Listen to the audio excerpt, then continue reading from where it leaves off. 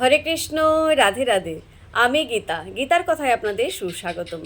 আজকে আরেকটি ভিডিওতে গীতার অষ্টাদশ অধ্যায়ের 16 নম্বর শ্লোকটি পাঠ করছি। আপনারাও কিন্তু আমার সঙ্গে অবশ্যই পাঠ করবেন।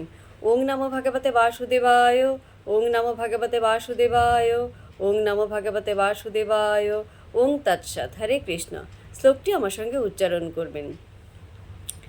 তত্র এবং সতি কর্তারম আত্মানম কেবলম তু য পশ্যতে অকৃতবুদ্ধি তাৎ ন স পশ্যতে দুর্মতিম। অনুবাদ: অতএব কর্মের 5টি কারণের কথা বিবেচনা না করে যে নিজেকে কর্তা বলে মনে করে, বুদ্ধির অভাববশত সেই দুর্মতি যথাযথভাবে দর্শন করতে পারে না।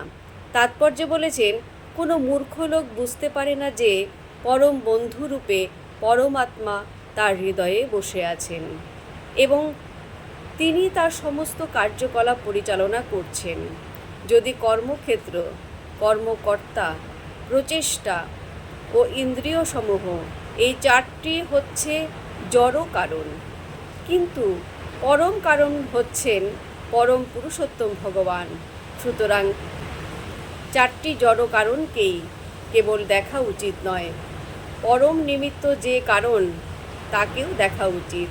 যে পরমেশ্বরকে দেখতে পায় না সে নিজেকেই কর্তা বলে মনে করে। তো ভক্তগণ, এমনি করে প্রতিদিন একটু করে গীতা শ্লোক পাঠ করুন আর এই দুর্লভ মানব জন্মকে ধন্য করুন।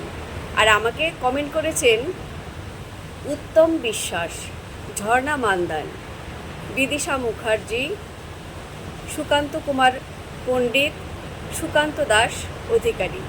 সবাইকে অসংখ্য ধন্যবাদ আমাকে কমেন্ট করার জন্য। সবাই আমাকে রাধে রাধে জানিয়েছেন, আপনাদেরকেও রাধে রাধে। হরে কৃষ্ণ, হরে বল।